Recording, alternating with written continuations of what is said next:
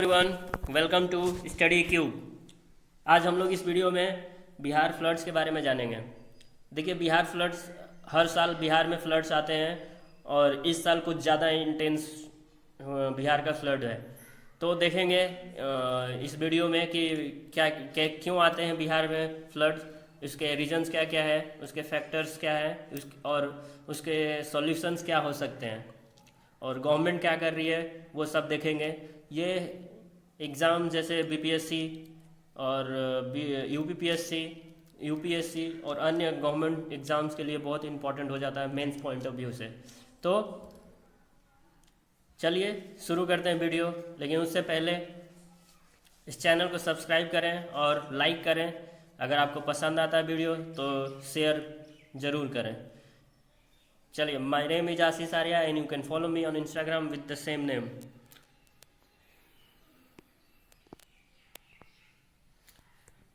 ये देखिए, Economics Times का ये न्यूज़ है।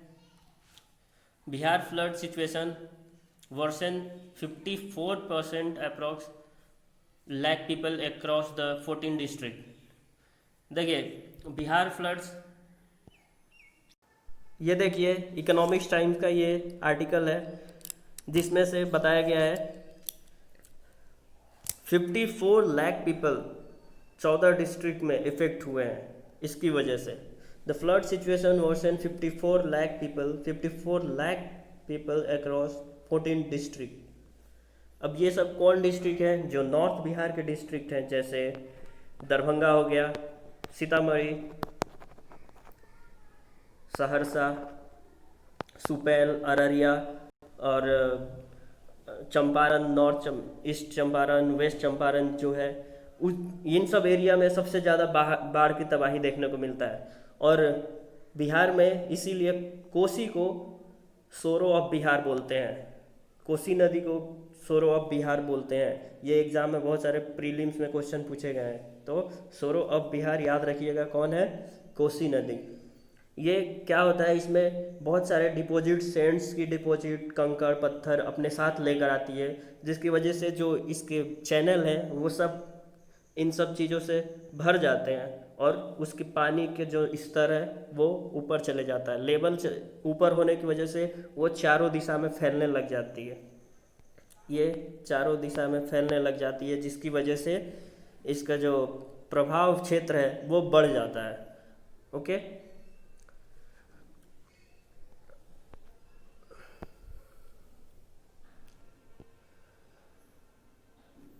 तो ये जो नेपाल से आने वाली जो नदियां हैं, जैसे गंडक, बूढ़ी गंडक और कोसी, ये सारे नदियां अपने साथ में सैंड्स की और कंकड़ पत्थर जो भी रहते हैं वो अपने साथ ले कर आती है। क्योंकि इसकी जो टोपोग्राफी आप देखिएगा बिहार की, तो टोपोग्राफी साउथ बिहार की तरफ झुकी हुई है, जिसकी वजह से जो हिमालय की जो नदियां हैं वो सीधे बिहार के गंगा में आकर के मिलती है, और वहाँ से जो स्लोप है वो यहाँ स्लोप जो है वो सीधे बिहार की तरफ झुका हुआ है। इसीलिए वहाँ से जो नदियाँ आती है वो सैंड्स और डिपॉजिट्स बहुत ज़्यादा इकट्ठा कर लेती है, जिसकी वजह से प्रभावित क्षेत्र बढ़ जाता है। ये देखिए, अब देखते हैं फ्लड किसे कहते हैं। फ्लड मतलब क्या होता है कि इनंडेशन ऑफ वाटर। इनंडेशन मतलब जो लेवल होता है उससे ज़्यादा लेवल का पानी आ जाना, मतलब कि इनंडेशन हो जाता है। तो पानी का जो लेवल होता है उससे ऊपर हो जाना, इसको फ्लड बोलते हैं।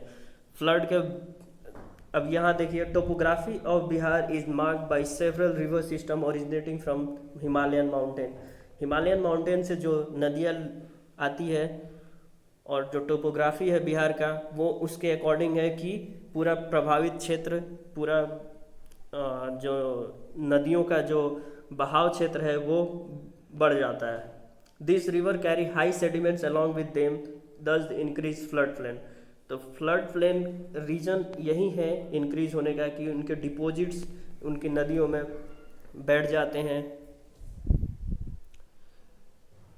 देखिए, ये 73% of north Bihar is prone to flood. Out of 38 districts and 28 districts are affected with the flood. Out of 38 district, आप लोग जानते हैं कि बिहार में 38 डिस्ट्रिक्ट है, जिसमें से कि 28 डिस्ट्रिक्ट में फ्लड्स आते हैं और बाकी सब में ऐसा होता है कि सूखा पड़ जाता है। इसका भी बहुत सारे रीज़न है। कुछ आप नॉर्थ बिहार में जाइएगा तो नॉर्थ बिहार में फ्लड का सिचुएशन बहुत ज़्यादा गंभीर है। साउथ बिहार में जाइएगा तो वहाँ पर जो रीजन सब है, इरिगेशन फैसिलिटी वहाँ पर मौजूद नहीं है, इरिगेशन नहीं हो पाता, जिसकी वजह से एग्रीकल्चर वहाँ पर नहीं हो पाता बढ़िया से। वहाँ पर ड्राइएस्ट रीजन हो जाता है। ये मैनेजमेंट इसमें बहुत ज़्यादा मिस लीड करती है, जिसकी वजह से ये ऐसे देखने को मिलता है। ओके, 20% पॉपुलेशन जो बिहार की है वो फ्लड से हर साल प्रभावित होता है, 20% पॉपुलेशन। और इसके मेजर रीजंस क्या क्या हैं, चलिए देखते हैं। अब ये देखिए यहाँ पर मैप सॉरी, यहाँ पर मैप में ये इतनी सारी नदियाँ हैं। ये तो सिर्फ मेजर नदियाँ, मेजर रिवर्स यहाँ पर जो दिखाया गया है वो सब मेजर रिवर्स है। बाकी इसके भी बहुत सारे ट्रिब्यूटरी, छोटे छोटे ट्रिब्यूटरीज है। ये गंडक रिवर, घाघरा, यहाँ पर घाघरा, गंडक, बूढ़ी गंडक, ये बागमती, कमला, ये कोसी, महानंदा, ये छोटी छोटी ट्रिब्यूटरीज भी इसमें मिल जाती है, जिसकी वजह से ये पूरा क्षेत्र, यहाँ का जो एरिया है वो प्रभावित हो जाता है बाढ़ की वजह से। और यहाँ पर आने, इसीलिए ये जो एरिया है फ्लड की वजह से पूरा इसमें पानी का जमाव हो जाता है, जिसको हम लोग फ्लड बोलते हैं। ठीक, और ये सारी नदियाँ आकर के गंगा में मिलती है। तो गंगा का भी जो एरिया है, जो एरिया उसके अंडर में आता है वो बढ़ जाता है। उसका प्रभावित होने का क्षेत्र, प्रवाह होने का क्षेत्र जो है वो बढ़ जाता है, और पटना में हर साल बाढ़ आता है।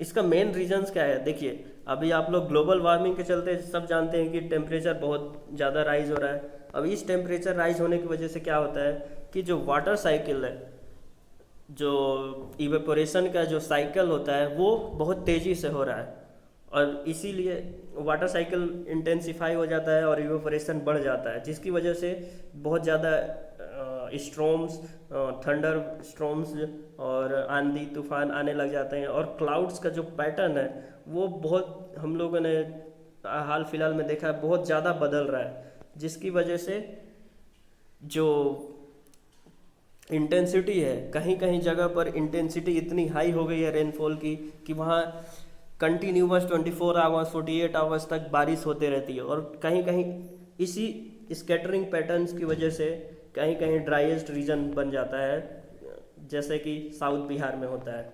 ओके, साउथ बिहार में ड्राइएस्ट रीजन हो जाता है और नॉर्थ बिहार में फ्लड का सिचुएशन हो जाता है।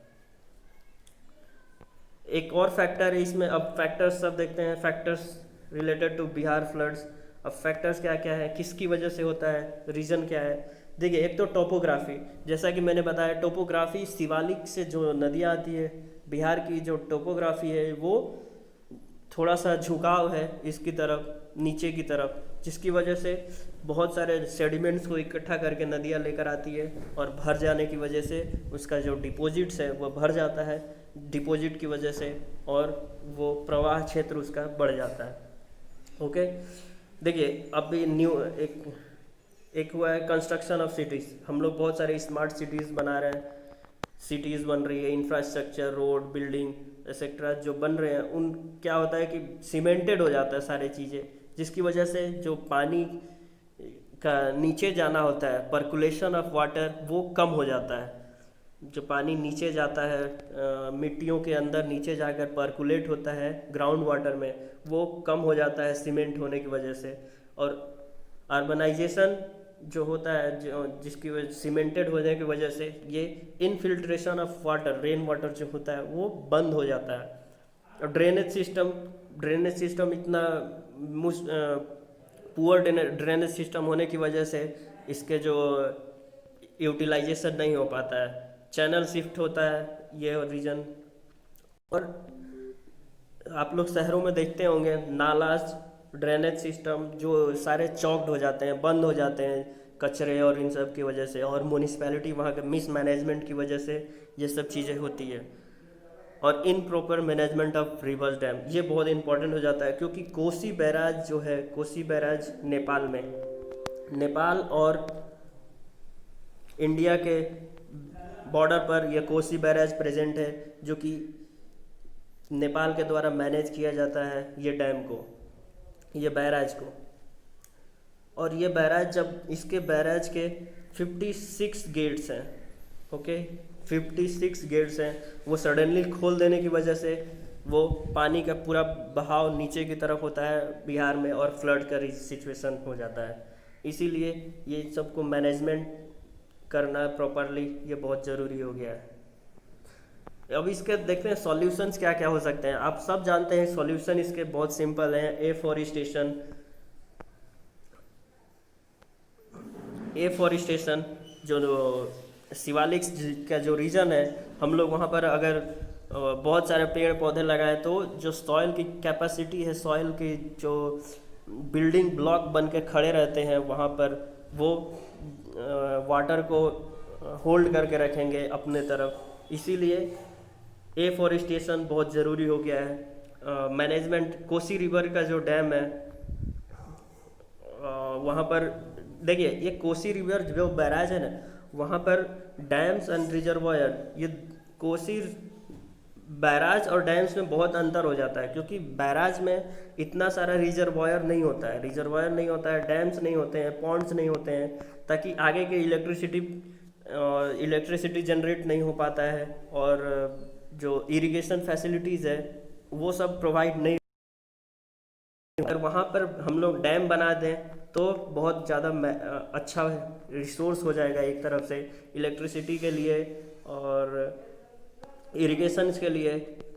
बिकॉज बिहार हम लोग जानते हैं कि फार्मर स्टेट, एग्रीकल्चरल स्टेट है, इसीलिए ये अगर कोसी बैराज को पॉन्ड, डैम्स और रिजर्वायर वहाँ कंस्ट्रक्ट कर दिया जाए तो बहुत यूटिलाइजेशन हो सकता है। देखिए वेदर फोरकास्टिंग ये बहुत ज़्यादा नेसेसरी हो जाता है फार्मर्स और एग्रीकल्चर के लिए। वेदर फोरकास्टिंग समय समय पर वेदर फोरकास्ट कर दें, पहले ही सिचुएशन गंभीरता को पहले ही अलर्ट कर दिया जाए, ताकि प्रिपेयर्ड रहे स्टेट डिजास्टर मैनेजमेंट जो बिहार स्टेट के अंडर में है वो, ये सब सॉल्यूशन लिया जा सकता है। और हाँ, ये देखिए, ये सैंड डिपॉजिट्स रेगुलरली जो इसमें डिपॉजिट्स होते हैं सारे इकट्ठा होते हैं जो सैंड्स रिवर्स में। कोसी बैराज जैसे कोसी को सौर ऑफ बिहार इसलिए बोलते हैं ताकि क्योंकि उसमें बहुत ज़्यादा फ्लड लेकर आती है अपने ऊपर की तरफ से, तो उसके जो सैंड्स डिपॉजिट्स हैं हम लोग हर समय पर उसको साफ़ करते रहें, क्लियर करते रहें, ताकि जो फ्लड का जो लेवल है वो स्तर सेम मेंटेन रहे। इसकी वजह से ये करते रहे। बट इसमें प्रॉब्लम ये है कि इतना ज़्यादा फाइनेंशियल नहीं है, फाइनेंस नहीं है गवर्नमेंट के पास, बिहार गवर्नमेंट के पास कि ये फाइनेंस कर सके। बट इतना तबाही होने से भी बहुत ज़्यादा नुकसान होती है, इसीलिए ये बहुत ज़रूरी है कि सैंड्स को क्लियर करते रहें। और एक जैसे कि गवर्नमेंट क्या क्या इनिशिएटिव ले रही है, Kosi Mechi river linking project, ये अभी गवर्नमेंट ने ये इस परियोजना को अप्रूव किया है रिसेंटली। इसके जो प्राइस है 49,000 करोड़ की ये योजना है, जिसकी वजह से जो सीमांचल रीजन को बहुत बेनिफिट पहुँचेगा। Kosi Mechi river linking project. और ये Kosi Mechi river linking project क्या है, इसमें देखिए, ये मैप के जरिए देखते हैं।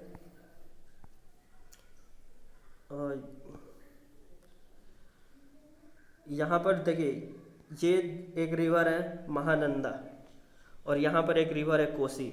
महानंदा की एक ट्रिब्यूटरी है यहाँ पर, वो है मेची नदी। तो इसी को नहर जोड़ो परियोजना की तरह ये कोसी और मेची को जोड़ देंगे। कोसी में जो कोसी में जो ज़्यादा पानी रहता है वो मेची में चले डाइवर्ट हो जाएगा, जिसकी वजह से क्या होगा कि कोसी वाला जो फ्लड एरिया है वो भी एक तो शांत हो जाएगा, फ्लड भी नहीं आएंगे। और मेची जो सीमांचल रीजन है वो वहाँ पर जो ड्राइएस्ट रीजन है उधर के रीजन में मेची नदी के जरिए पानी पहुँचा दिया जाएगा।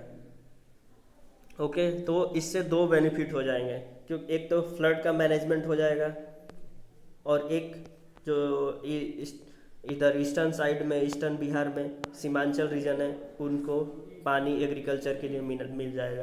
तो ये बेनिफिशियल रहेगा और ये बहुत बड़ा इनिशिएटिव है गवर्नमेंट के द्वारा। और एक और इनिशिएटिव ले सकते हैं कि कोसी बैराज में डैम कंस्ट्रक्ट किया जाए ताकि फ्लड को कंट्रोल किया जा सके। और ये डैम कंस्ट्रक्ट होगा तो फिर इलेक्ट्रिसिटी भी जनरेट होगी, इलेक्ट्रिसिटी से फिर इरिगेशन फैसिलिटीज़ भी हम लोग प्रोवाइड करवा सकते हैं। तो ये सब बेनिफिशियल हो जाएगा। अब मेन दिक्कत है फंडिंग।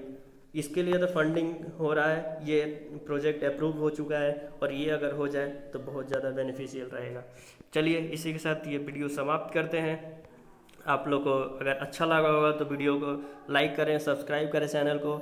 ये इम्पॉर्टेंट हो जाता है BPSC mains point of view से एग्जामिनेशन के लिए।